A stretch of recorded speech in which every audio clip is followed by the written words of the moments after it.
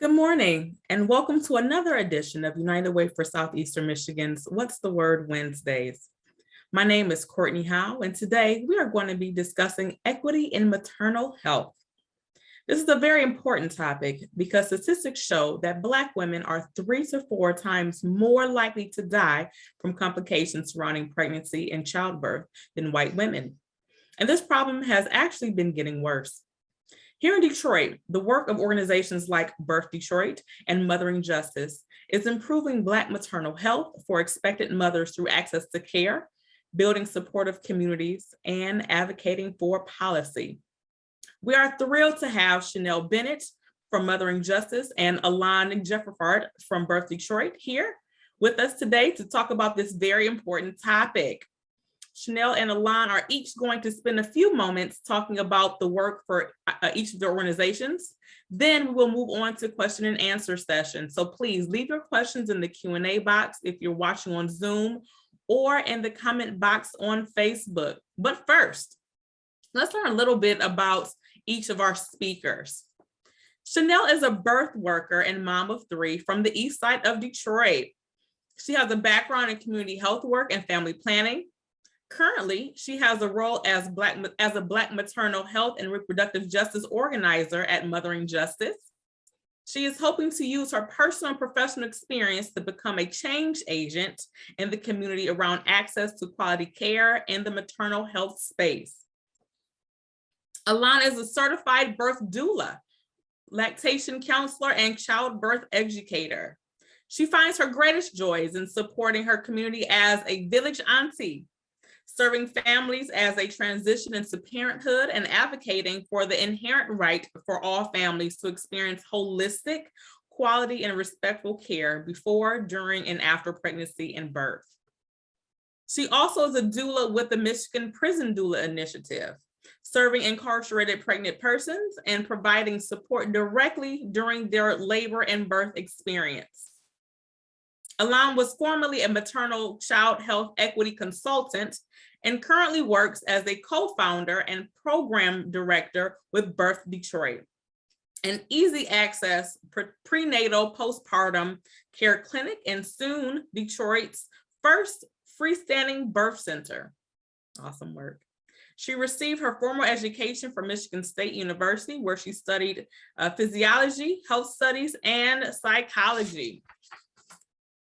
As an aspiring nurse midwife, Elon is focused on the importance of integrating components of community care and health systems to support thriving, visibility, and listening of Black women and their families.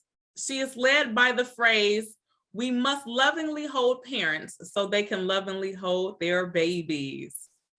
Elon, let's start with you. So please take it away and tell us more about the work at Birth Detroit. Well, good morning, fellow Detroiters and Southeast Michigan residents, and certainly deep gratitude to the United Way for inviting us to share about our work.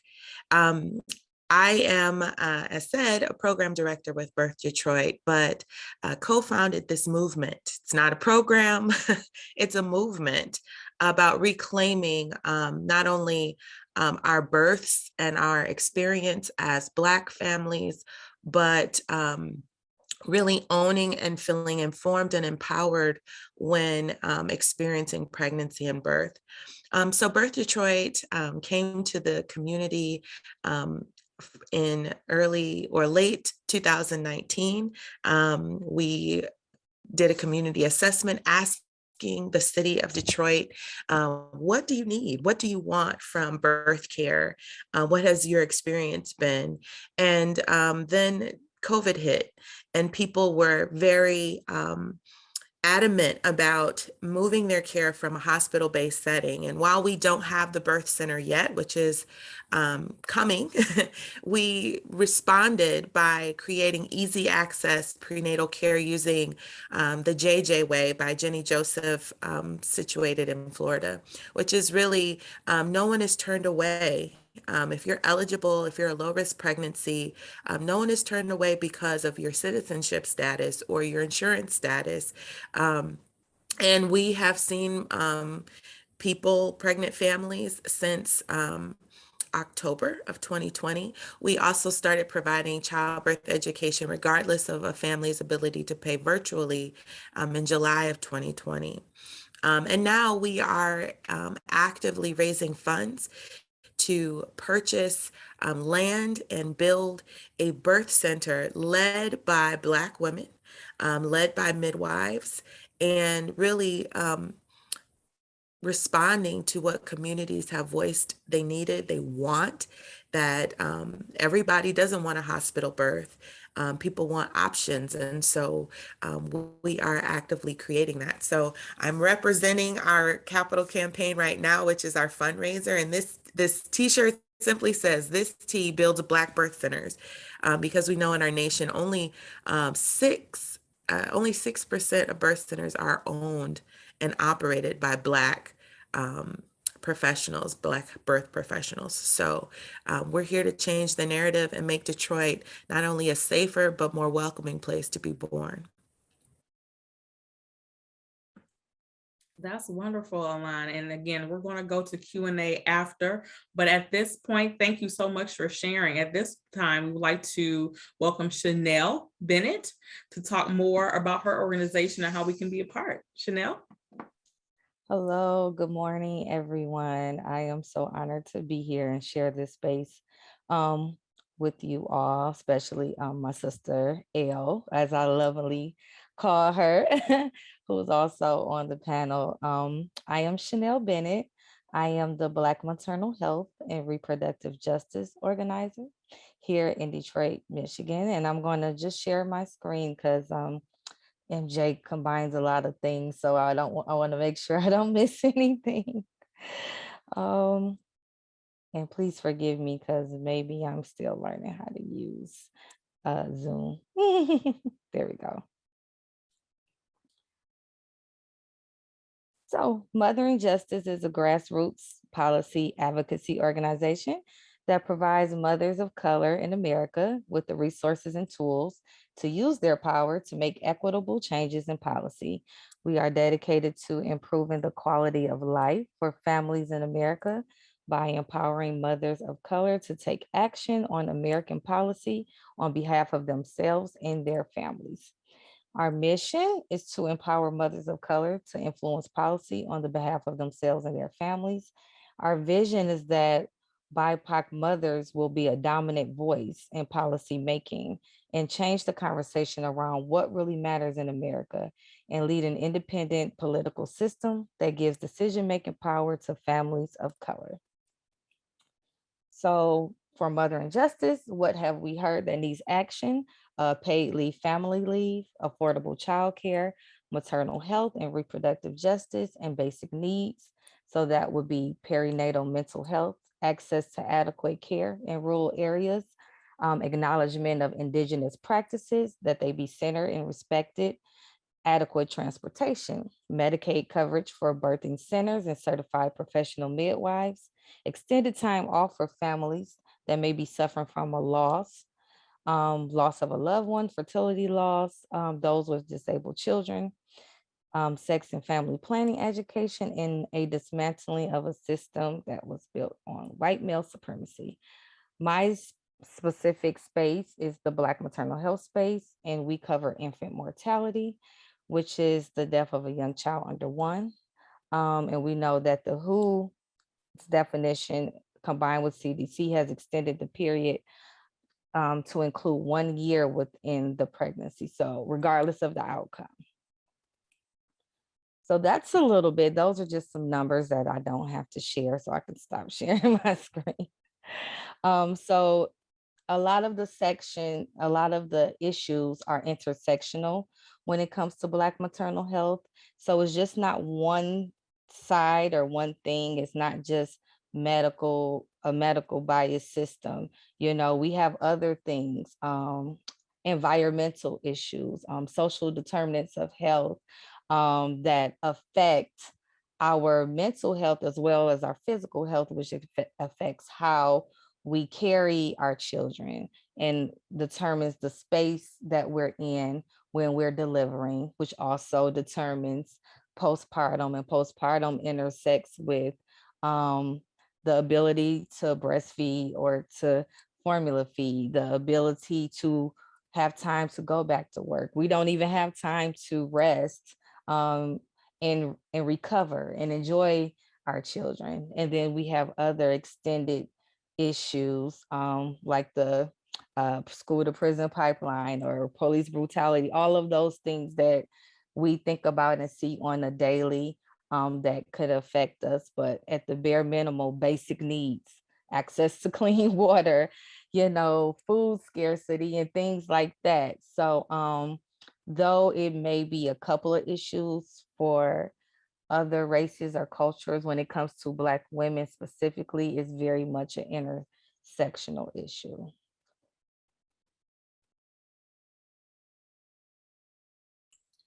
Wonderful. Shanayl, thank you so much. Was there a video that you wanted to share with us today, or should we go into Q&A? I believe Elle has a video, if that's right.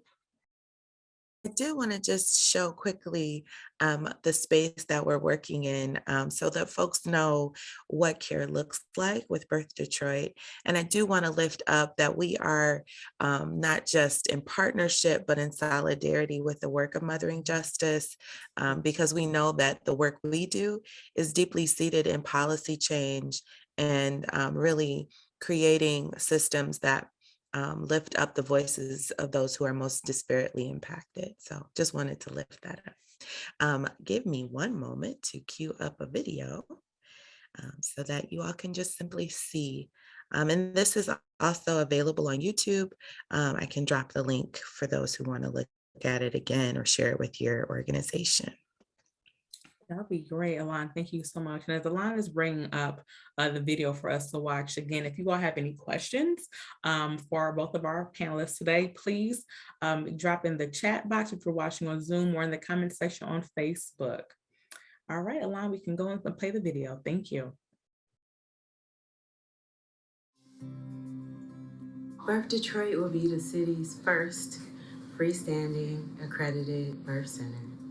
Of all the things that the city has to offer, the medical centers, amazing home birth midwives, this will be the first outside of those two spaces where Detroit families have access to community-based midwifery care.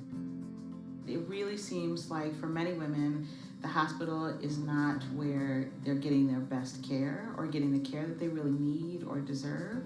So there's something missing in the hospital system.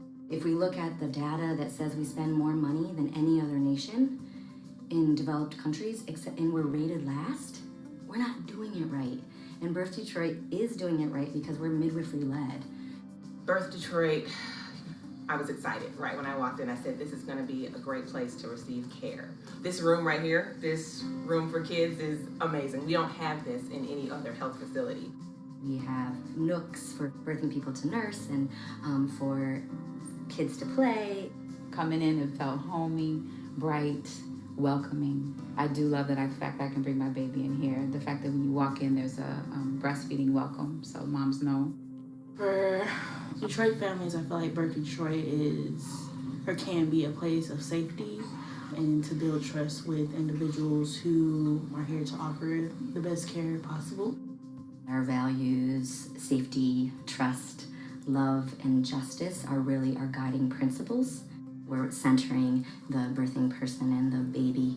Spirit of care means that I could be who I am in front of a patient, and the patient could also be themselves in front of me, and that relationship can build or be expounded upon with the care that we give as midwives. It's a spirit to spirit, heart to heart, hand to hand kind of care. Coming as you are and meeting who you're caring for where they are. That's really how I see it. Birth Detroit means bringing us one step closer to the day when all Detroit families have access to all safe birth options. Having the care provider who looks like you and understands you is something that you can't measure, but it makes a huge difference in the care that you can provide to women and families, most importantly. Once a woman and a family experiences that type of care, they're not gonna go back to what they had before. They're gonna demand this type of care. And so that's what we want, that's the revolution, is that we want women to demand this type of care. but I definitely wanted to be a part of something so phenomenal and innovative here in Detroit. It means that there will be a space that understands, respects, honors all that families are holding in this time, so that families not only get safe, quality, loving care, but they have a space that feels like home. Welcome to Birth Detroit.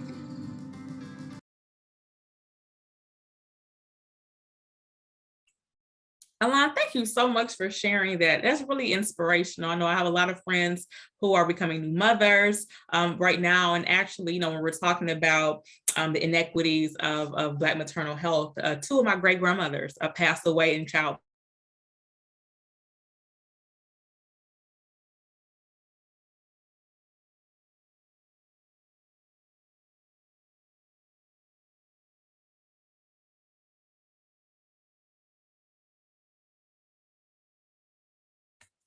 Courtney, I'm not sure if you froze for me, but I absolutely resonate with the necessity of care and connection, especially for Black women, historically, currently, and for our future.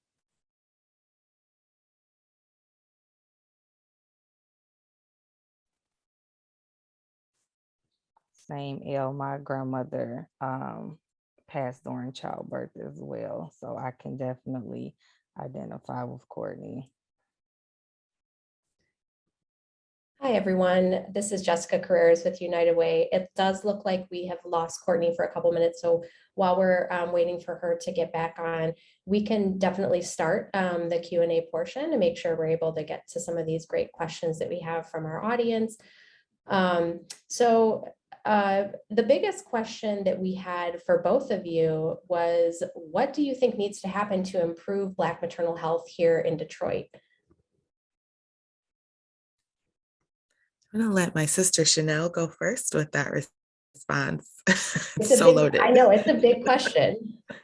It's very loaded. I'm going to try to keep it as simple as possible, because I'm sure my sister will be able to elaborate even more.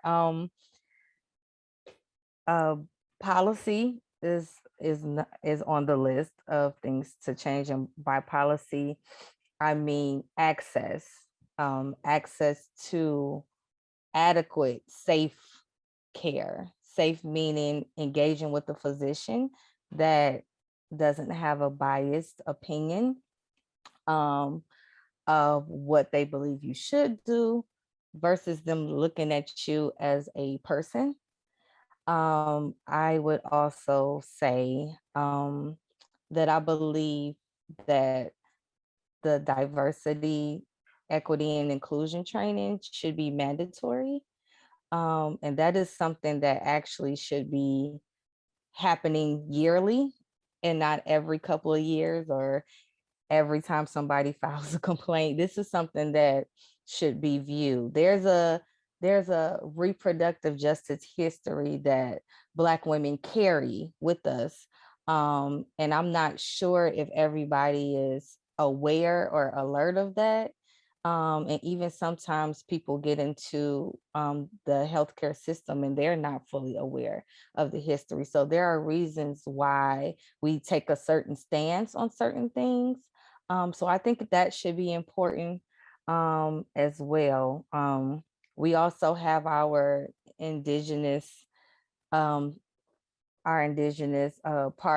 and loved ones who don't have access to clinics or midwives or anything like that, because maybe they're in a rural area and maybe the next clinic is an hour away. That's not accessible and that's not fair. There's a lot of things, some licensure issues, insurance issues.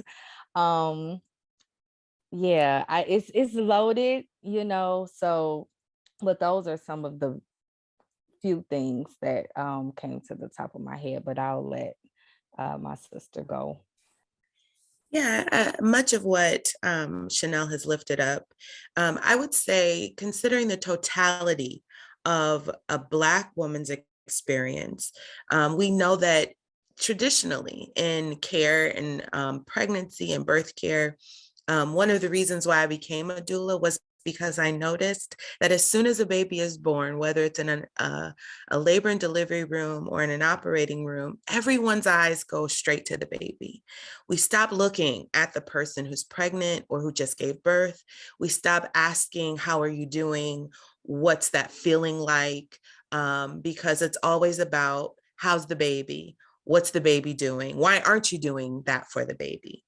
Regardless of a woman's income, and I want to lift up the national statistics. Detroit models what is nationally happening to Black women, the 3 to 4 times at higher risk of death during pregnancy or the childbearing year. Let's be clear that after you give birth, you're still considered a postpartum person, meaning that for 12 months, you should still be watched. You should still be seen. You should still be checked up on. And we know that there are many gaps in policy, including insurance reimbursement, both in public or government health insurance and private health insurance, that don't allow for any childbearing person to be seen more frequently outside of that 6-week, family planning visit, or just to make sure that you're not infected or that the healing is going well. I'd also lift up that a Black woman's experience in this country is unique. We interface with systems that were created dehumanizing Black bodies.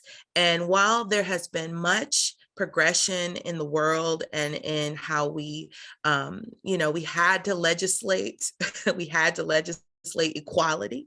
Let's be clear that when my mother was born, she was not considered a voting person or eligible to vote. We're not far removed from that history. And we see constant assaults to that continuing to be codified in how we do business. So I would lift up that also, not just, it's not about a person's socioeconomic status. It's not even about being kind to a Black person, right? When you're taking care of them. It's really about thinking deeply about how I'm coming into care.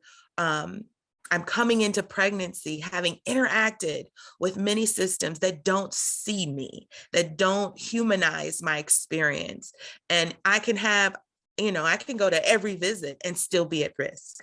I can go to every class, eat well, and still the stressors of my society can impact my pregnancy so much that I'm at risk of becoming sick after I give birth, while I'm pregnant, and then again, not having the resources put in place, systematized structurally to see about me after I give birth, which is a very stressful time in most people's lives, is really critical. And so Detroit is modeling the nation in that way, unfortunately. And again, that's why we had to create Birth Detroit, because we weren't going to wait for this to become, a budget allocation or a government policy, because they weren't thinking about us like that. And that's okay. We'll think about ourselves like that.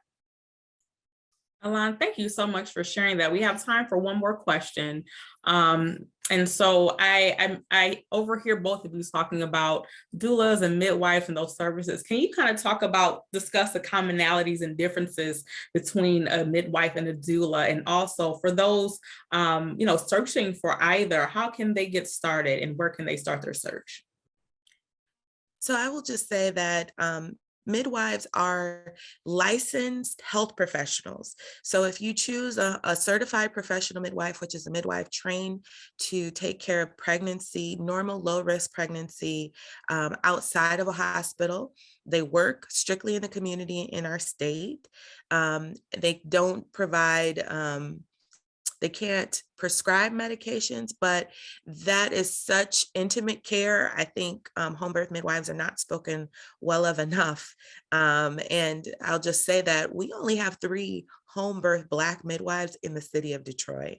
I'm sorry, 3 in the city of Detroit, 4 in the entire state of Michigan. So that just says something about, and it's not a lack of will, right, of people wanting to enter the profession.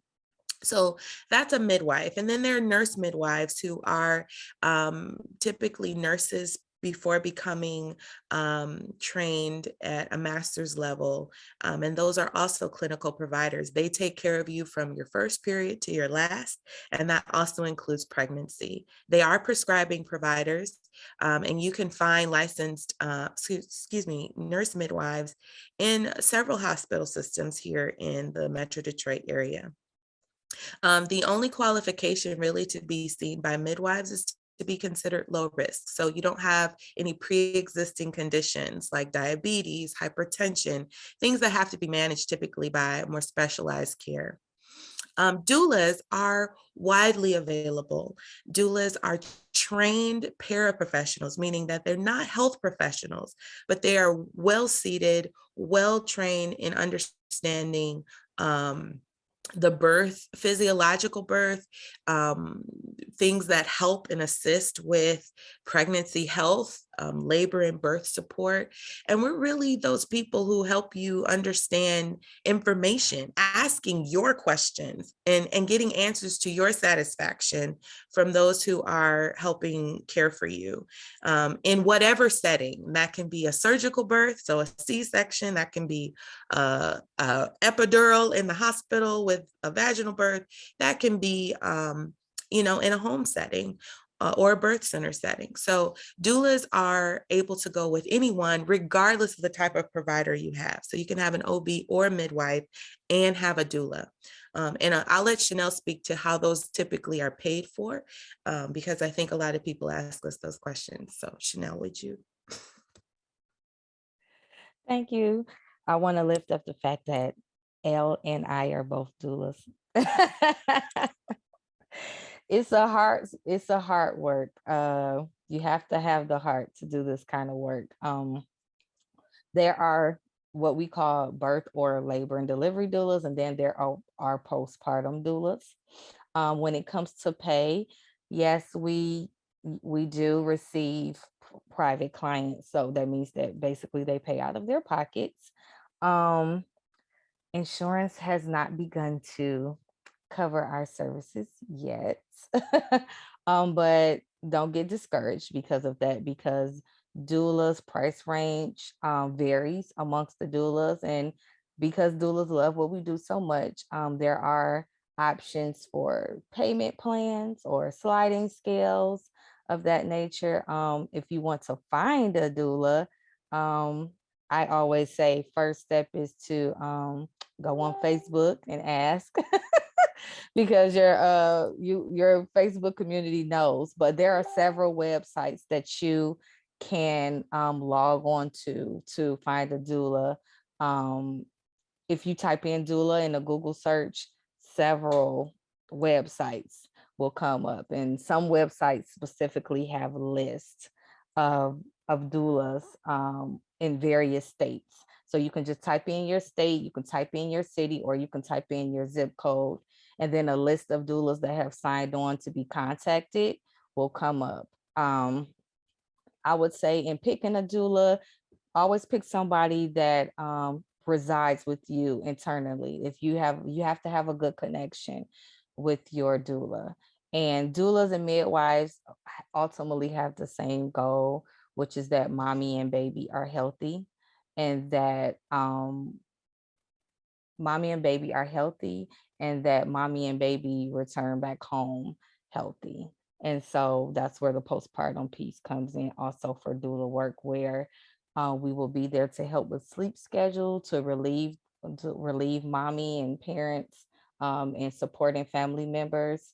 We meal prep and different things. So different doulas offer different packages and different opportunities to assist. Shanayl and Elon, thank you all so much for all the great information.